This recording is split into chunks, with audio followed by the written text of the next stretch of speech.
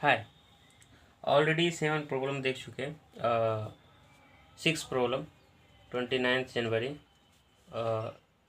2025 को JEE main में जो क्वेश्चन आए थे सेकेंड शिफ्ट में, वो सारे क्वेश्चन का सोल्यूशन कर रहा हूँ।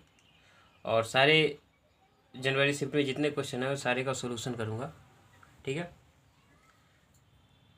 और अब देखिएगा किस तरह से प्रॉब्लम को अटेम्प्ट कर पाते हैं, और वेरी हेल्पफुल होगा। जो अप्रैल मंथ में जो एग्ज़ाम होगा जेईई के लिए, वो बहुत ही हेल्पफुल होने वाला है, ठीक है। तो पढ़ते हैं क्वेश्चन और सोल्व करने की कोशिश करते हैं। तो क्वेश्चन क्या है, कोऑर्डिनेट ज्योमेट्री से line chapter, straight line chapter है। Let the line x plus Y equal to 1 meet the axes x and y at a and b respectively. तो जो कहा है उससे इस क्वेश्चन एक्चुअली डायग्राम बनाना बहुत ज़रूरी है, पहले पढ़ लेते उसके बाद आते हैं। A right angle triangle AMN is inscribed in the triangle OAB where O is the origin and the points M and N lie on the lines OB and AB respectively. If the area of triangle AMN is 4 by 9 of the area of triangle OAB, AN is 2, N by NB equal to lambda equal to 1. Then the sum of all the possible values of lambda, जो भी lambda का value आएगा उसका सम करके अब value निकालना कितना होने वाला है। तो क्वेश्चन बेसिकली स्ट्रेट लाइन से, उसमें क्या दिया है, let the line x plus Y equal to 1 है। तो पहली लाइन बनाते हैं। तो लाइन एक्स वाई प्लेन में, तो एक्स वाई प्लेन बना लेते हैं, एक्स और वाई, ठीक है।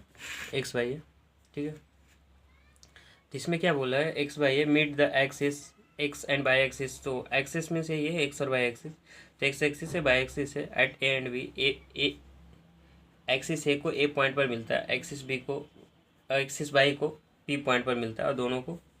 और लाइन क्या है, X plus Y equal to 1। तो कहाँ कट करेगा, एक्स एक्सिस को कहाँ कट करेगा, जब वाई इक्वल टू 0 रहेगा। तो वाई इक्वल टू 0, एक्स का वैल्यू कितना आ जाएगा, 1 आ जाएगा। तो दैट मीन्स 1 और 0 हो जाएगा, इस पॉइंट पर कट करेगा एक्स एक्सिस को। अब वाई एक्सिस को बी पॉइंट पर कट करता है, तो कोऑर्डिनेट क्या होने वाला, वाई एक्सिस पर एक्स का वैल्यू क्या होता है, एक्स कोऑर्डिनेट 0 होता है, तो एक्स का वैल्यू 0, वाई का वैल्यू कितना हो जाएगा, 1। दैट मीन्स 0 1 हो जाएगा, तो ए हो जाएगा। तो स्ट्रेट लाइन यहाँ से खींच सकते हैं, स्ट्रेट लाइन बना दीजिए, ठीक है। स्ट्रेट लाइन ये हो गया। तो आपका स्ट्रेट लाइन का इक्वेशन बन गया है, और ये स्ट्रेट लाइन भी बन गया, X plus Y equal to 1। यहाँ तक कोई परेशानी नहीं। उसके बाद बोला है, एक फर्स्ट जो दिया है सेंटेंस उसका हो गया। अब right angle triangle AMN is inscribed in triangle OAB। तो ओ क्या है, ओ ऑरिजिन है, ओ ऑरिजिन है। ऑरिजिन OAB ट्रायंगल में, OAB ट्रायंगल में एक ट्रायंगल और है जिसका नाम है AMN। तो एम देखते हैं कहाँ है और एन देखते हैं कहाँ है, क्योंकि AMN क्या है, एक ट्रायंगल है, और ट्रायंगल क्या है, inscribed in the triangle OAB में ही इंस्क्राइब्ड किया। इंस्क्राइब्ड मीन्स इसके अंदर ही लाइक एक ट्रायंगल, इसमें ही एक लाई करेगा। और किस तरह है देखते हैं। The points M and N lie on the lines OB and AB, OB and AB, OB and AB। That means कहने का मतलब है पॉइंट्स M और पॉइंट N है, lie on the lines OB and AB। OB ए है और AB ए है। मतलब पॉइंट M कहाँ लाई कर रहा है, OB पर लाई कर रहा है, और AB पर पॉइंट N लाई कर रहा है, और इस तरह से लाई कर रहा है। AMN क्या है, AMN कहाँ पर गया, AMN राइट एंगल ट्रायंगल है। देखिए AMN क्या है, राइट एंगल ट्रायंगल है। दैट मीन्स हम कह सकते हैं कि AMN जो बनेगा ट्रायंगल, वो क्या होना चाहिए, राइट एंगल ट्रायंगल होना चाहिए। तो अब सोचिएगा कि सर AMN ट्रायंगल तो है, ठीक है, लेकिन AMN triangle right angle triangle है, तो 90 डिग्री कहाँ बनने वाला है। राइट एंगल ट्रायंगल में क्या होता है, राइट एंगल ट्रायंगल में क्या होता है, राइट एंगल ट्रायंगल में कोई एक एंगल क्या होता है, 90 डिग्री होता है। तो 90 डिग्री कहाँ बनेगा भाई, प्रॉब्लम है डायग्राम खींचने में। तो आप सोचिएगा कि ए यहाँ पर तो एम हो जाएगा, क्योंकि लाई किसके बीच का है, ओ ए बी के बीच, OAB की इंस्क्राइब्ड ही है ना, जो AMN ट्रायंगल होने वाला है।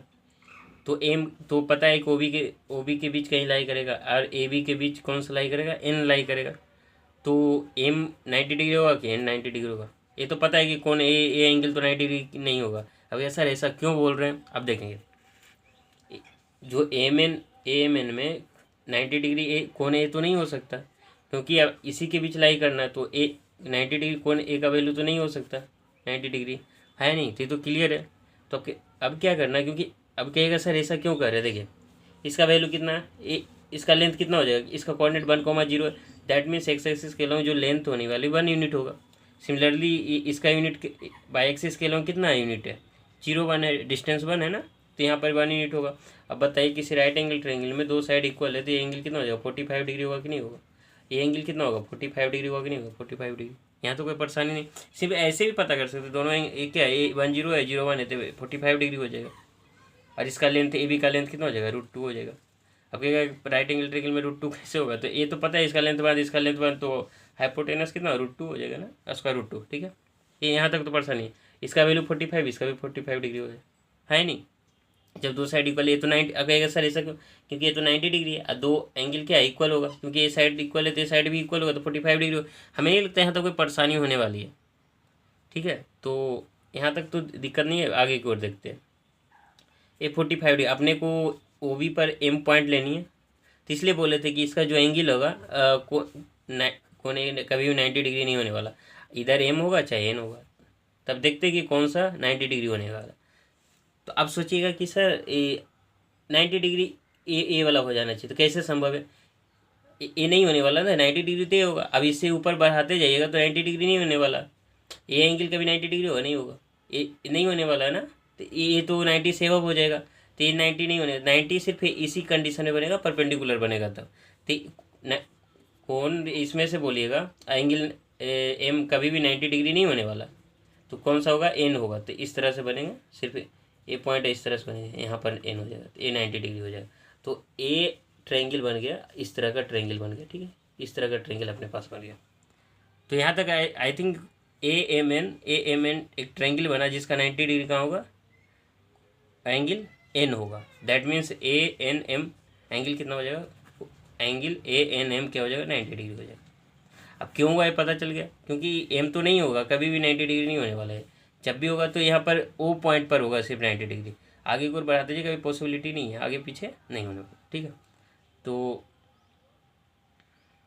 ये कर सकते हैं, एक 90 डिग्री अगर बनाते तो एक ऐसा पैरेलल बनाना पड़ता, पैरेलल बनाते तो ये पॉसिबिलिटी बन सकती थी, ऐसा करके एक पॉसिबिलिटी ये भी बन सकती थी, ए एम एन अगर करते तो इस तरह के भी बना सकते थे। नहीं है, देखिए ये क्या बोल रहा हूँ, इस तरह से बना सकते थे आप, ऐसा करते, ये 90 डिग्री था और इस तरह से आप ले सकते थे। तो ये भी 90 डिग्री नहीं बनता ना, 90 डिग्री यहाँ से बनता, तो 90 डिग्री पॉसिबिलिटी नहीं थी, तो यहाँ 90 डिग्री आप नहीं बना सकते। अगर बनाएगा तो क्योंकि ए एम एन पॉइंट तो लेनी है ना, ए एम एन ट्रायंगल, तो ये नहीं बनेगा। तो अपने पास एक ही ट्रायंगल पॉसिबिलिटी है, तो ए एन एम क्या आ जाता है, 90 डिग्री आता, और ए एम एन कभी भी 90 डिग्री नहीं आता, और साथ साथ में एम ए एन भी कभी 90 डिग्री नहीं आता। तो एक क्लियर हो गया ना। इसमें लिखा नहीं है कि right angle triangle A M N is inscribed in the triangle OAB, where O is the origin and points M and N lie on the OB and AB respectively। वो देख लिए, तो अपने पास एक तो क्लियर हो गया कि इसका फिगर कैसे बनना है। तो फिगर क्लियर हो गया, तो क्या क्या क्या फिगर देख लीजिए। एक ट्रायंगल बना, राइट एंगल ट्रायंगल है, पहले दिया हुआ ऑरिजिन O है, A B है, इसका साइड का लेंथ 1 है, इसका लेंथ कितना है 2 है, ठीक है, √2 है। ऑलरेडी देख चुका हूँ ना इसको, तो यहाँ तक मुझे नहीं लगता कोई परेशानी है, यहाँ तक हो गया। फिर एक ट्रायंगल और है, एक ट्रायंगल ए ऐसा है, एम पॉइंट है ओ बी पर, और ए 90 डिग्री, और ए एंगल कितना 45 डिग्री। अब क्यों, ऑलरेडी बता चुका हूँ, ए साइड सेम है, ए एंगल 90 डिग्री है, तो एंगल 90 डिग्री तो 45 डिग्री हो जाएगा, ए भी 45 डिग्री हो जाएगा, यहाँ तक कोई परेशानी नहीं, ठीक है। अब आगे की ओर देखते हैं। जब यहाँ से इसको क्या करना है, A M N angle, A M N अपने को एक ट्रायंगल बना दिए, हो गया, यहाँ तक परेशानी नहीं। अब आगे पढ़िए, यहाँ तक तो कोई दिक्कत नहीं, और आगे की ओर आगे आते हैं, पहले पढ़ लेते हैं। यहाँ तक हो गया, फिगर बना लिए respectively. If the area of the triangle A M N is 4/9 of the area of triangle O A B. अब समझिए बात को, बोला ए है तो इसमें से एक ट्रायंगल कौन सा बना, एक ट्रायंगल बना ओ ए बी, एक ट्रायंगल ए बना, एक ट्रायंगल और बना ऐसा ना ए, एक ट्रायंगल ऐसा बना, तो एम एन ए, एक ट्रायंगल ए बना। तो वही बोला है area of the triangle A M N, वही बोला है area of the triangle A M N, area of the triangle A M N equal to area of the triangle किसका ओ ए बी, इसका कितना 4/9 पार्ट है ना, 4/9 part होने वाला। तो ये दिया है अपने पास, और साथ साथ में और चीज़ दिया है, देखिए यहाँ पर and a n is to n by b, मतलब बोला है ए एन का जो रेशियो है, a n is to n b का जो रेशियो है लैम्डा इज टू 1 है, इसका रेशियो कितना है, लैम्डा इज टू 1 है।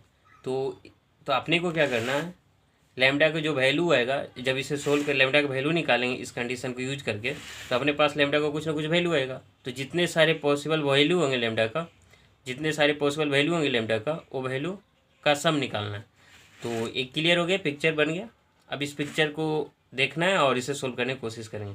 इसमें एक चीज़ दिया है, area of triangle A N M या ए एम एन जो भी दिया है, 4/9 एरिया ऑफ ट्रायंगल, और क्या लिखना है, area of triangle O A B, यही है। तो इस चीज़ को यूज करना, साथ साथ में एक कंडीशन और दिया है, a n is to n b equal to lambda is to 1। तो इस चीज़ का यूज करना और आंसर ले आना है। तो नेक्स्ट पेज ले लेता हूँ और इस पर सोल्व करने का कोशिश करता हूँ। तो पिक्चर तो क्लियर हो गया किस तरह से सोल्व करना है। तो एक ट्रायंगल साफ से और बना लेते हैं। ट्रायंगल हो गया, राइट एंगल ट्रायंगल, जिसका लेंथ 1 है और इसका लेंथ 2 है। एक और राइट एंगल ट्रायंगल बना है, इंस्क्राइब्ड किया गया इसमें, जिसका एक किस तरह से है 90 डिग्री। तो ए है, बी है, ओ है, एम है, एन है। यहाँ तो कोई परेशानी नहीं आई। ए एन बाई एन बी का रेशियो लैम्डा इज टू 1 है, ये चीज़ दिया हुआ है। यहाँ तो कोई परेशानी अपने को नहीं है। और साथ साथ में ए एंगल कितना 45 डिग्री, ए एंगल कितना 45 डिग्री, टोटल 45 डिग्री। यहाँ तो कोई दिक्कत नहीं, ठीक है। और एक चीज़ और दिया, area of A N M equal to area of O A B का कौन सा पार्ट, 4/9 पार्ट है। इतना तक दिया हुआ अपने पास, ठीक है। तो अब करना क्या है, वैसा कीजिए, इसको थीटा मान लीजिए। भाई क्या अब कहिएगा सर क्यों थीटा, मैं भी बता रहा हूँ। इसको थीटा मान लीजिए, इसको थीटा कीजिएगा तो ये कितना आ जाएगा 45 minus theta, 45 degree minus theta हो जाएगा। अब 90 डिग्री है तो ये एंगल कितना हो जाएगा 45 डिग्री प्लस थीटा हो जाएगा, क्योंकि ये दोनों को ऐड कीजिएगा तो कितना 90 डिग्री आना चाहिए, क्योंकि 90 डिग्री है। तो किसी भी ट्रायंगल का सम ऑफ एंगल कितना होता है, 180 होता है। 90 है ऑलरेडी, 90 180 हो जाएगा। और इसमें से थीटा है तो कितना हो जाएगा, ये 90 है, 90 माइनस थीटा हो जाएगा, 90 माइनस थीटा। यहाँ तो कोई परेशानी नहीं। अब इसको देखिएगा तो कितना आएगा, इसको 90 माइनस थीटा और ये कितना है 45 प्लस थीटा, तो 45 डिग्री हो जाएगा। करके देखिएगा, क्योंकि पता है कि किसी भी लाइन में किसी एक पॉइंट पर एंगल, टोटल एंगल कितना होता है 180 डिग्री। तो 45 डिग्री है, ये 90 माइनस थीटा है, 45 प्लस थीटा है, तो 45 होना चाहिए। अगर चेक करना है ये 45 हुआ कि, इसे एक्स मान लीजिए। तो एक्स प्लस 90 माइनस थीटा अब प्लस 45 डिग्री अब प्लस थीटा इक्वल टू 180 होना चाहिए। तो कैंसिल कीजिए, तो x plus 135 degree equal to 180 degree, तो x 45 डिग्री। ये जो वैल्यू होगा 45 डिग्री होगा, ये वैल्यू होगा कितना 45 डिग्री। मुझे नहीं लगता कोई परेशानी है। ये 45 डिग्री हो गया, ये 45 है। अगर ये नहीं भी निकाले तो ये 45 डिग्री है, और ये 45 हो गया ना, तो ये 45 डिग्री होगी। तो अब क्या है, ये 45 डिग्री है, 45 डिग्री, ये क्या परपेंडिकुलर है। तो ए साइज इक्वल नहीं हो जाएगा। मैं क्या बोल रहा हूँ, ए साइज और ए साइज इक्वल होगा कि नहीं होगा, इसका साइज इक्वल हो जाएगा कि नहीं हो जाएगा। क्योंकि एक ट्रायंगल ये देखिए इस तरह के क्वेश्चन बनाने के लिए ये चीज़ कर सकते हैं। ये जो ट्रायंगल है इसमें देखिए एम एन बी ट्रायंगल में देखिए, एम एन बी ट्रायंगल में ए एंगल इक्वल है। अभी ये एंगल इक्वल है तो इसका ले सकते हैं। देखिए तो एम एन बी ट्रायंगल में ए एंगल इक्वल है, तो आप क्या कर सकते हैं, इसका साइड कॉरस्पॉन्डिंग साइड इक्वल हो जाएगा, ए साइड इक्वल हो जाएगा, है नहीं। अब ए साइड इक्वल हो गया, तो ये तो ऑलरेडी 90 था ना, तो ये नया भी करते तो 45 है, 90 डिग्री है, तो ये 45 डिग्री होगा ही, नहीं स्वाभाविक है, होना ही पड़ेगा। अब 45 हो गया तो ये दोनों साइड इक्वल हो जाएगा। तो ये दोनों साइड यहाँ कह सकते हैं इस एम एन बी ट्रायंगल में B N equal to M N लिखिएगा ना, B N equal to M N, है नहीं, ये लिख सकते हैं। तो अब क्या करना है, अपने पास a n is to n b का ratio lambda is to one दिया है, a n by n b का रेशियो कितना लैम्डा इज टू बन दिया। तो इसका यूज करते हैं। आप कहिएगा सर कैसे यूज करेंगे, बताता हूँ। जस्ट देखिए, ये जो लेंथ है बी है, अच्छा क्वेश्चन है, कैलकुलेशन वाइज अच्छा है, ज्योमेट्री के वाइज ये अच्छा क्वेश्चन है, टफ नहीं बोलूँगा, कंसेप्चुअल है, ठीक। तो यहाँ पर क्या है, एन है, तो इसमें से लैम्डा इज टू 1 है, और टोटल लेंथ कितना है √2 है, कोई दिक्कत नहीं। अरे इसका रेशियो बना हुआ है, तो मान लीजिए इसका लैम्डा इज टू 1 है, तो यहाँ पर क्या करते हैं, इसका ए एन का लेंथ निकाल देते, एन बी का लेंथ निकाल देते। कहेगा सर कैसे निकालेंगे, अभी जस्ट बताता हूँ कैसे निकालिएगा। देखिए हमें क्या चाहिए, A N plus N B कितना आना चाहिए, √2 होना चाहिए। यहाँ तो कोई दिक्कत नहीं। अब ऐसा करते हैं, किसी भी रेशियो में रहता, अगर पढ़े होंगे बचपन में तो एक्स मान लेते हैं। तो ऐसा कीजिए, lambda x total length ratio जो पॉइंट है इसे एक्स मान लीजिए। तो इसे एक्स मान लीजिए, तो लैम्डा 1 है, तो इसे कितना आ जाएगा, लैम्डा किसके लिए, ए एन के लिए है, तो लैम्डा एक्स लेंथ हो जाएगा, एक्स लेंथ हो जाएगा, तो दोनों का ऐड कीजिए, lambda X plus X equal to √2। और एक्स कितना आ जाए, लैम्डा +1 आ जाए तो √2। तो एक्स का वैल्यू कितना आ जाए, √2 और लैम्डा +1 आ गया, है नहीं। तो एक किसका आ गया, एक्स के लिए है, एक्स का वैल्यू √2 बाई लैम्डा +1। लेकिन अपने पास ए एन का लेंथ कितना है, ए एन का लेंथ कितना है, लैम्डा एक्स है, और बी एन का लेंथ कितना है, एक्स है। तो ए एन का एक्स निकाल लिया, √2 बाई लैम्डा +1, तो इसे लिख दीजिए, √2 बाई लैम्डा +1 आ गया। और एक्स का वैल्यू है ना, और अपने पास क्या लैम्डा लेना है, तो लैम्डा हो जाता है, बी एन कितना आ जाता है, √2 बाई लैम्डा +1। तो अपने पास ए एन का वैल्यू निकल गया और बी एन का वैल्यू निकल गया। अब निकला कि नहीं निकला, अपने पास अभी जस्ट निकाल लेते हैं। बी एन है, बी एन है ना, बी एन इक्वल टू क्या है, एम एन है, B N equal to M N है। तो एम एन का वैल्यू कितना आ जाएगा, √2 बाई लैम्डा +1, है नहीं। अगर ज्योमेट्री आती है, इस तरह के कैलकुलेशन आते हैं, तो बहुत ईजी क्वेश्चन है, सिर्फ सिंपली यहाँ से जाइएगा, ये डायरेक्ट निकाल सकते थे। तो अब अपने पास आ गया, एम एन का वैल्यू निकल गया और ए एन का वैल्यू निकल गया, और ऑलरेडी इसका है। तो कंडीशन दिया क्या है, area of A N M equal to 4/9 into area of O A B कर लेते। तो दो ट्रेंगल है, इसे बना लेते। एक ट्रेंगल ऐसा है, तो एक ट्रेंगल है एम एन ए, एक ट्रेंगल ऐसा है, एक ट्रेंगल ऐसा है ए बी ओ, इसका लेंथ 1 है और इसका एरिया, तो यही चीज़ है। तो जो कंडीशन दिया है, कंडीशन लिखिए, area of A M N equal to 4/9 into area of O A B. ठीक है, तो area of A M N कितना हो जाएगा, हाफ इंटू, ये 90 डिग्री है, तो half into m n into a n होगा, इक्वल टू 4/9 इंटू कितना हो जाएगा, area of O A B है, ओ ए बी कितना हो जाएगा, 1 इंटू 1 हो जाएगा, हाफ हो जाएगा ना, half into base into height होता है, पता है राइट एंगल ट्रेंगल के area half into base into height होता है, तो ये हो जाएगा। तो हाफ हाफ कैंसिल आउट कीजिए, तो अपने पास M n into a N आ गया, इक्वल टू 4/9 आ गया। अभी एम एन लिखाना है, एम एन कितना आया, √2 बाई लैम्डा +1, √2 बाई लैम्डा +1, और ए एन कितना आया, पूछिए ए एन कितना आया, ए एन आया a n lambda 2 √2 divided by lambda +1 into lambda, इसको लिख सकते हैं, लैम्डा 2 बाई लैम्डा +1 और इंटू लैम्डा इक्वल टू 4/9 आ गया ना, 4/9। अब यहाँ से कर सकते हैं, इसको कैलकुलेशन कीजिए आगे। और भी तरीके हैं, ऐसा नहीं कि नहीं बना सकते, इसको कैलकुलेशन कीजिए आगे। तो इसमें क्या आ जाएगा, √2 आ जाएगा, 2 लैम्डा बाई लैम्डा +1 का होल स्क्वायर आ जाएगा, और इक्वल टू 4/9। इसे 2 कैंसिल आउट कीजिए, तो इसे 9 लैम्डा आ जाएगा, लैम्डा +1 का होल स्क्वायर कीजिए, तो क्या जाएगा, लैम्डा स्क्वायर +1 + 2 लैम्डा इंटू 2। अब इसे कीजिएगा तो 9 लैम्डा + 2 लैम्डा स्क्वायर, अब +2 अब +4 लैम्डा। अब इसे कीजिएगा तो 2 लैम्डा स्क्वायर, इसको इधर ले जाइए तो 5 लैम्डा अब +2 इक्वल टू 0 आ जाए। तो अपने पास एक क्वाड्रेटिक इक्वेशन बना, इसे सोल्व कर लेते, फैक्टराइज करके आगे की ओर बढ़ते। किसी को अपने पास क्या है, 2 लैम्डा स्क्वायर, रुकिए, 2 लैम्डा स्क्वायर माइनस 5 लैम्डा अब +2 इक्वल टू 0। ठीक है, तो अपने पास क्या आ जाएगा, इसी को कीजिए, 2 lambda square minus 4 lambda minus lambda अब +2 इक्वल टू 0। 2 लैम्डा स्क्वायर ऐसे, sorry 2 lambda square minus 2 lambda common कर लीजिए, तो लैम्डा -2 -1 कॉमन लीजिए, लैम्डा -2 इक्वल टू 0।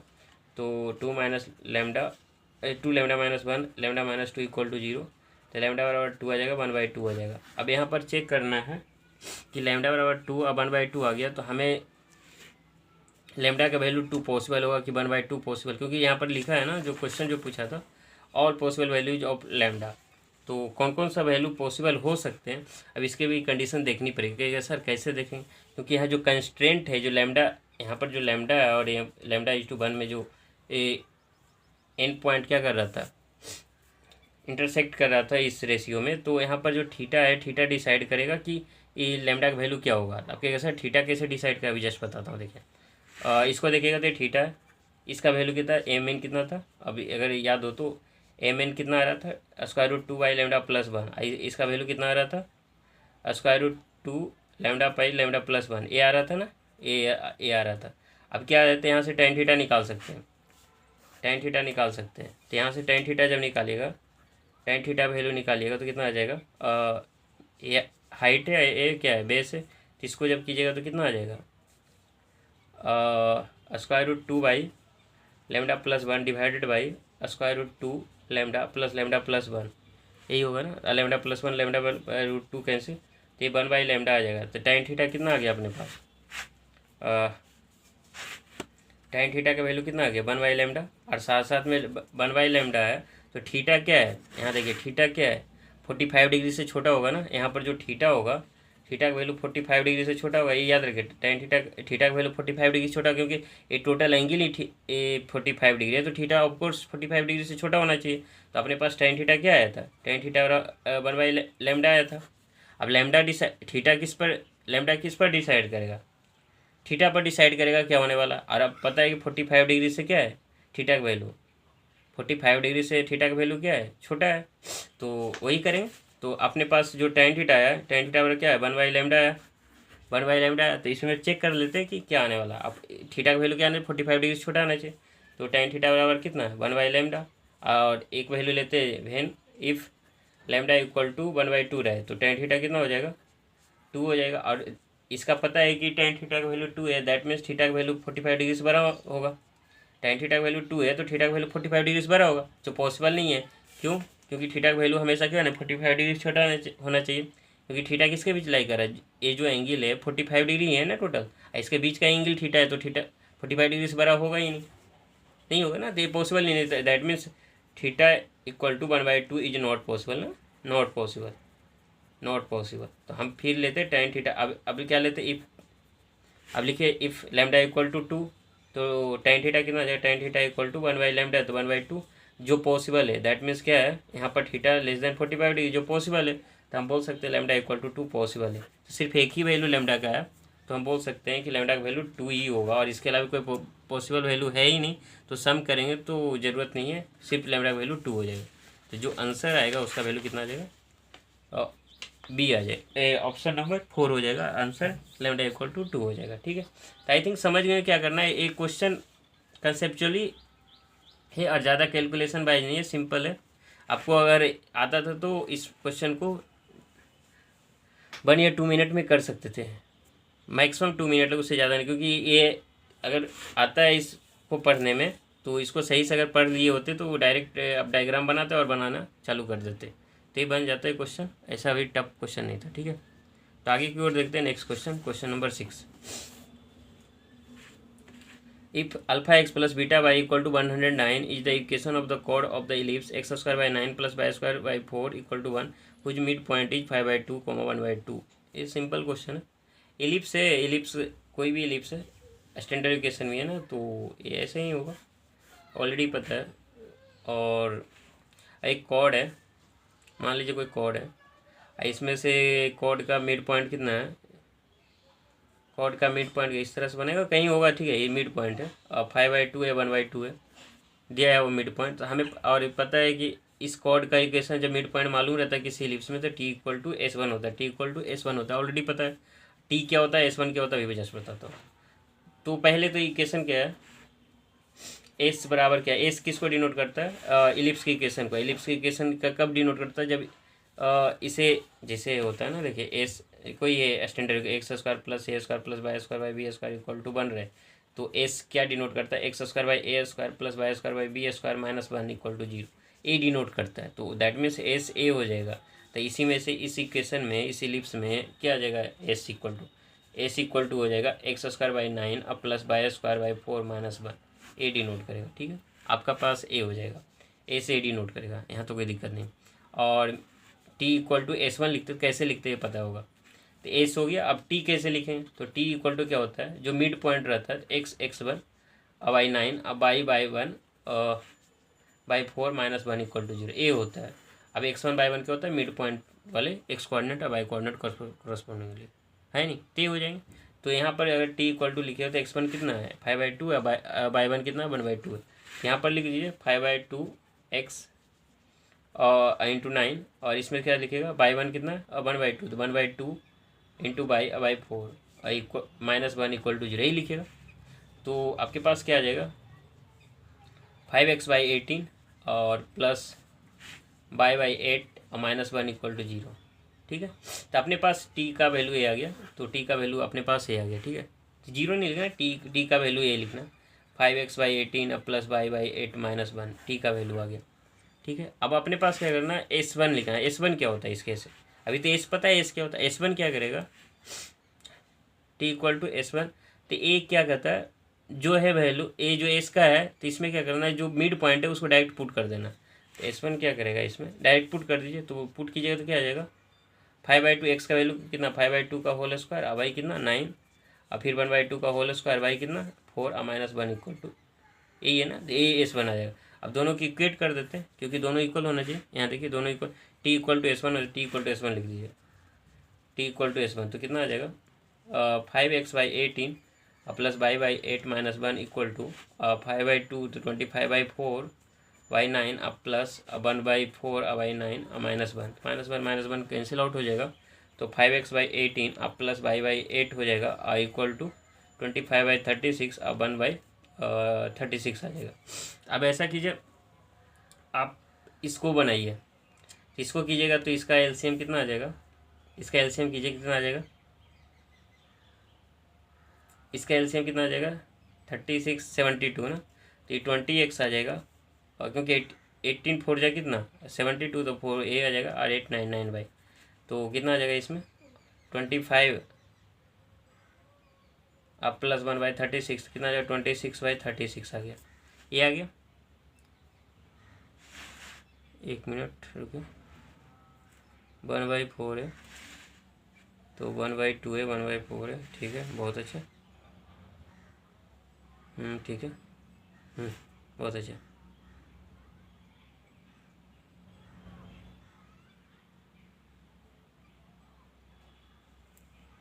वन 44 होता है 40 और 18 40 और 18 होता, ठीक है। और यहाँ पर क्या होता 2 सही है 25/4 है और सही है ना, इसमें लिखे 5/2 तो 5/2 लिखे 24, अच्छा अच्छा अच्छा 5/2 है 25/4 और वाई 36 हो जाएगा, अब 1/4 36 हो जाएगा 26/36 हो जाएगा 26/36 हो जाएगा। तो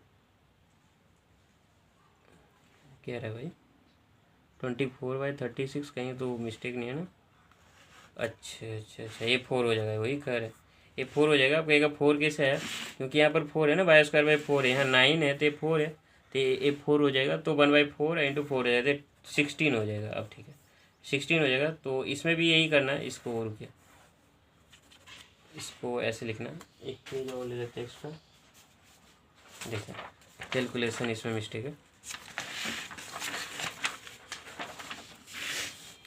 तो क्या लिखना है 5x/18 और प्लस y/18 इक्वल टू 25/36 और प्लस 1/16 आ जाएगा, तो ए हो जाएगा। तो आपके पास एक कीजिएगा तो इसका कैलकुलेशन कीजिए, तो इसका एलसीएम लिखिएगा, इसका एलसीएम लिखिएगा तो कर लीजिए, तो इसका कितना आ जाएगा 36 और 16 का एलसीएम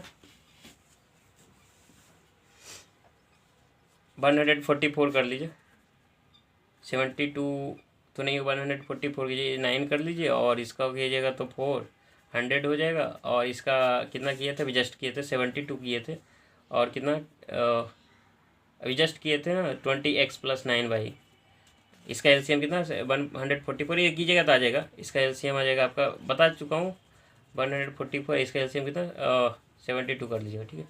तो इसमें कितना आ जाएगा आपके पास 72 या 144, तो ये जाएगा 40x + 18y इक्वल टू 109, ये आ गया अपने पास किसका equation of chord, equation of chord है नहीं यही है।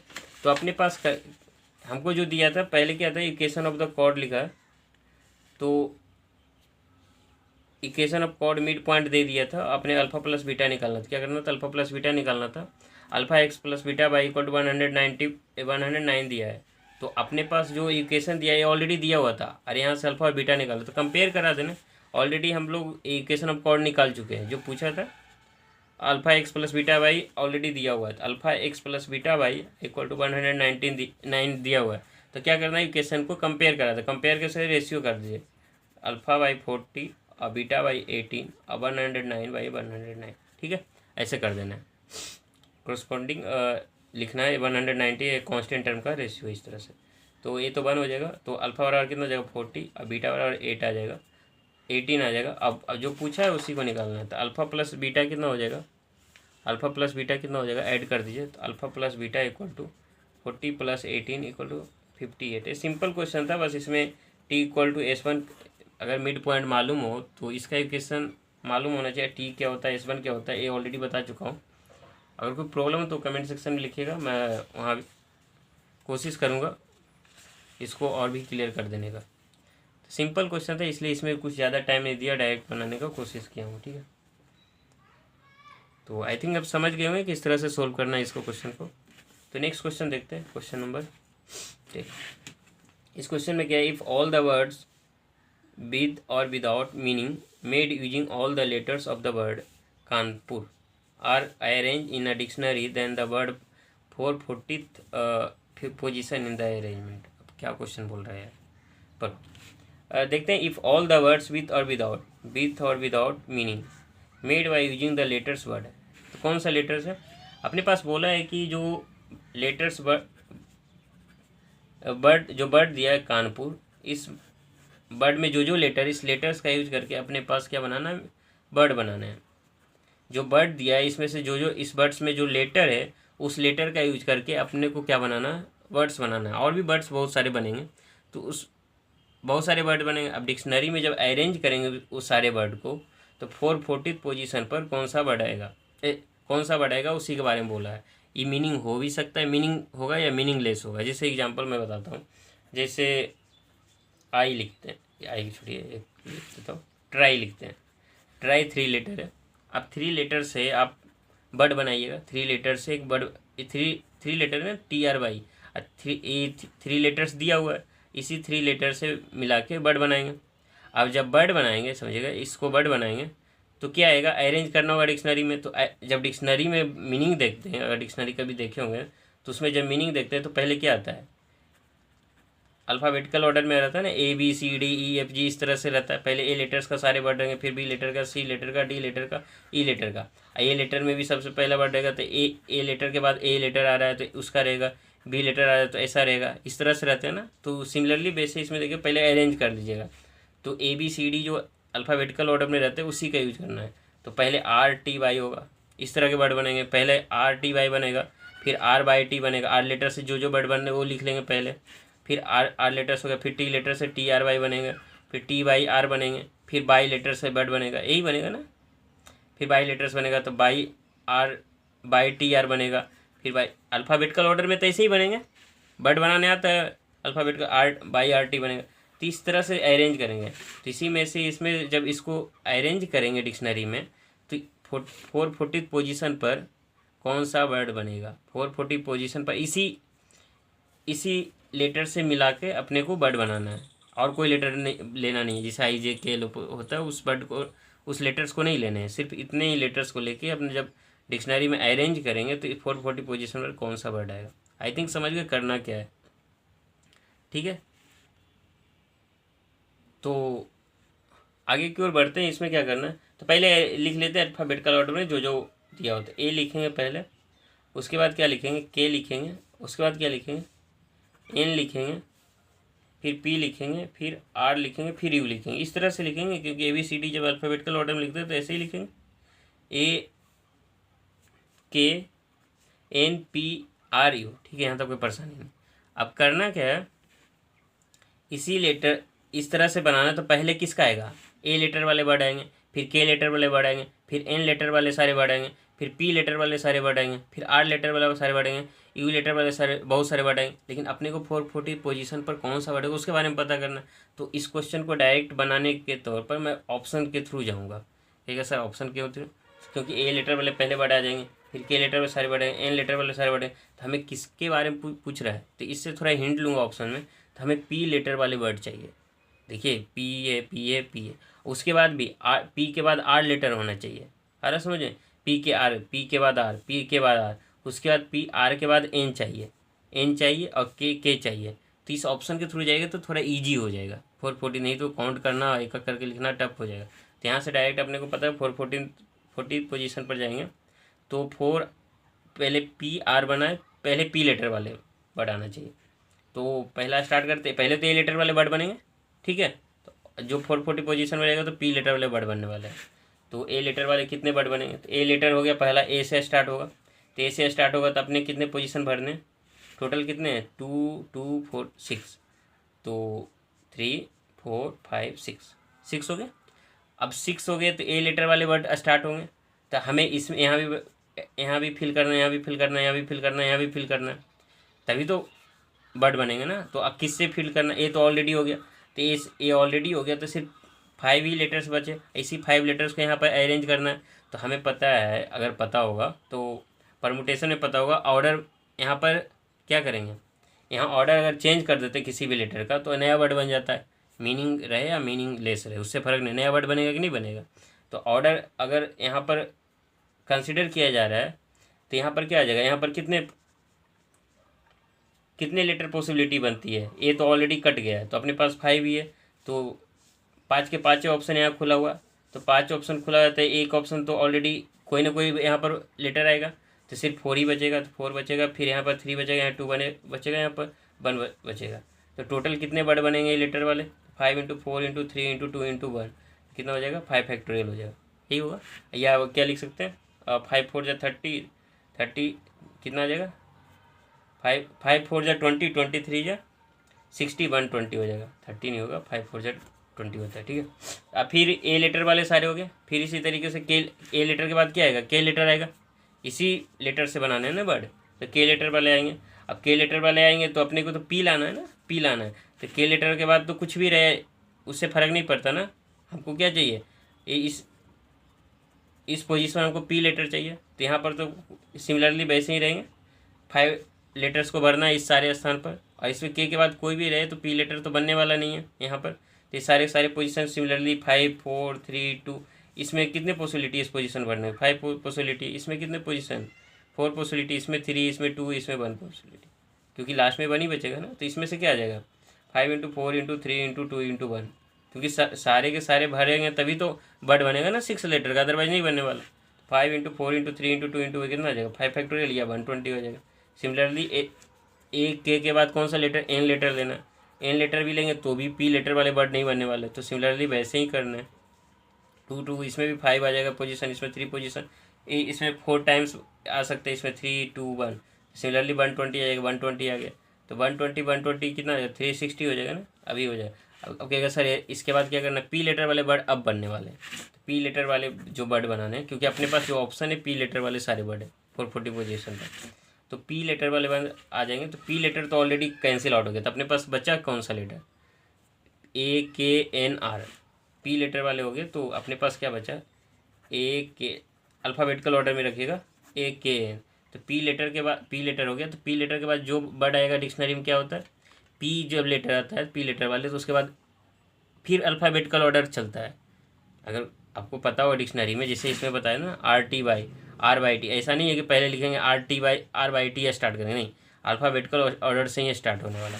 तो फिर पी है तो अपने पास जो लेटर से अल्फ़ाबेटिकल ऑर्डर में उसी को सबसे पहले रखेंगे, पहले किसको रखेंगे, ए को रखेंगे। तो अब देखते हैं कि पी के बाद आर लिखा हुआ है, आर लिखा हुआ, तो ए तो ऑलरेडी हो गया। यहाँ पर ए को स्टार्ट करेंगे, ठीक है, यहाँ पर तो जब ए स्टार्ट करेंगे तो ए एक बार ए आ सकता है। तो अपने पास कितने पोजीशन बचे फिल करने के लिए, 4 पोजीशन। इसके बाद 4 पी ए भी कैंसिल हो गया, तो अपने पास 4 ही है ना, 4 या 4 स्थान को भरना है और ऑर्डर मैटर कर रहा है, तो 4 फैक्टोरियल ही होगा। कितने तरीके से भर सकते हैं 4 फैक्टोरियल, दैट मीन्स 24 टाइम 24 आ जाएगा। अब फिर क्या करेंगे, फिर ए आ गया, ए के बाद क्या आना चाहिए, के आना चाहिए, तो के 1 2 3 4, तो के आ गया, तो एक बार ई कैंसिल आउट हो जाएगा, तो अपने पास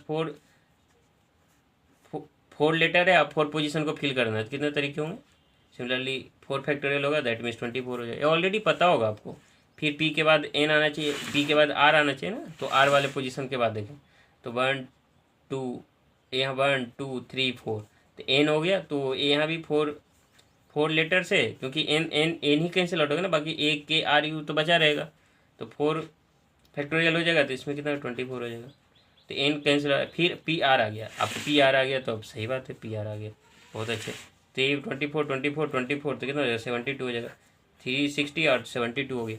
अब पी आर आ गया, इसके बाद कौन सा लेटर आना चाहिए, पी एन के आना चाहिए, एन आ जाए चाहे के आ जाए, तो उसको चेक करते हैं, तो इसके बाद पी आर हो गया, तो अपने पास P R letter cancel out हो गया, तो पी आर कैंसिल आउट हो गया, तो अपने पास बचेगा ए के एन यू सिर्फ बचेगा, ए के एन यू बचेगा, इसको भी अल्फ़ाबेटिकल ऑर्डर में रखे रहना, ऐसा नहीं कि इसे चेंज कर देना, ए के एन यू बचेगा, तो इसमें से पी आर हो गया, तो सिर्फ 4 ही जगह को भरना, कैसे भरेंगे आप देखिए। आपके बाद ए लेटर वाले बनेंगे, ए लेटर, फिर अल्फ़ाबेटिकल ऑर्डर स्टार्ट होगा, अब अल्फ़ाबेटिकल ऑर्डर स्टार्ट होगा, तो ए कैंसिल आउट हो गया, जब इसके पास ए कैंसिल आउट हो गया, तो अपने पास 3 पोजीशन है, थ्री पोजीशन ऑलरेडी है, 3 लेटर्स को भरना, कितना 3 फैक्टोरियल हो जाएगा, कितना हो जाएगा 6 आ जाएगा, ठीक है। तो फिर आगे बढ़िए, पी आर के लिखिए, के लिख सकते हैं ना, के लिख सकते हैं, तो इसको ऐड कीजिएगा ना, 360 प्लस 72 कितना आ जाएगा, 24 72, और यहाँ पर कितना हो जाएगा 120 360, तो टोटल कितने आ गए, इसे ऐड कीजिएगा तो 2 आ जाएंगे, 3 आ जाएंगे, और 432, ये 6 आ गया, ऐड कीजिए तो 438 हो जाएगा, 438 हो जाएगा। अपने पास पी आर के आ गया, पी आर के, ए वाले तो सारे बन गए, पी आर के, तो अपने को क्या चाहिए, पी आर के भी बन सकता है, पी आर एन भी बन सकता है, तो पी आर के देखते हैं, 438 हो गया, अपने पास 438, अपने पास कौन सा पोजीशन लाना, 440 लाना है, 438 के बाद 490 आना चाहिए, 440 आना चाहिए, दैट मीन्स एक वर्ड ए बनना चाहिए, एक वर्ड ए बनना चाहिए, तो देखते हैं कौन कौन सा वर्ड बनता है। पी आर के लिखे, पी आर के लिखे, तो के तो कैंसिल आउट हो गया, के कैंसिल आउट हो गया, तो के कैंसिल हो गया, तो अपने पास ए तो खत्म हो गया, तो के कैंसिल आउट हो गया, तो अपने पास कौन सा पोजीशन बचा, ए एन यू बचा, ए ही बचा है, तो ए एन यू लिख, एक क्या हो सकता है, ए एन हो सकता है, पी आर के ए बच सकता है नहीं, तो ए से स्टार्ट होगा ना, इसके बाद भी अल्फ़ाबेटिकल तो ऑर्डर चलेंगे ना, पी आर के ए, उसके बाद क्या हो जाएगा, ए कैंसिल आउट हो गया, तो इसमें से क्या हो सकता है, एक एन यू हो सकता है, एक यू एन हो सकता है, तो P R K A N you यही हो सकता है, तो 449 वाला पोजीशन ए बनेगा, अब 440 वाला पोजीशन ए बने, तो P R K a new कौन सा हो गया 439, अब P R K A U N, तो P R K A U N, तो कौन सा पोजीशन है, P R K A U N, that means 3rd number option सही होगा, और ए हो जाएगा 440 पोजीशन। इस तरह से बनाने, आपको इस तरह से ऐड करना पड़ेगा, इस तरह से देखनी पड़ेगी, अगर फिर भी अगर कोई प्रॉब्लम हो समझने में तो सिंपल है, ये क्वेश्चन भी सिंपल है, अगर बेसिक्स बनाए होंगे, इस टाइप के तो बहुत सारे क्वेश्चन जो एडवांस में पूछे, जेईई में ऑलरेडी पहले भी पूछा जा चुका है, तो रिपीटेड क्वेश्चन बोल सकते हैं, लेकिन ये थोड़ा डिफरेंट टाइप का था। उसमें क्या करते थे कि एक लेटर दे देते थे, सॉरी एक वर्ड दे देते, उस वर्ड में बहुत सारे लेटर होते थे, उस लेटर से अपने को क्या बनाना रहता था, एक लेटर, एक वर्ड बना देते थे, उस वर्ड में पूछते थे कौन सा डिक्शनरी में कौन सा नंबर पर आएगा, इसमें उल्टा किया है, आपने पोजीशन पहले दे दिया और वर्ड को पूछ रहा है, तो इस तरह से करने हैं। तो इस तरह क्वेश्चन रहे तो इस तरह से अरेंज करेंगे। पहले क्या करेंगे, जो पूछा गया है ऑप्शन में उसको चेक करना है कि कौन सा लेटर वाले वर्ड आपने पूछा, तो उस लेटर को पहले लेके आएंगे, किस डिक्शनरी में कौन सा समय पर आ रहा है, उस तरह से यूज करेंगे और बना के कोशिश करेंगे, ठीक है। अगर फिर भी प्रॉब्लम है और समझ में नहीं आया तो मैं बोलूँगा कमेंट सेक्शन में बेहिचक लिखिए, और सोल्व करने का आपका क्वेरीज का कोशिश करूँगा, ठीक है। Thank you.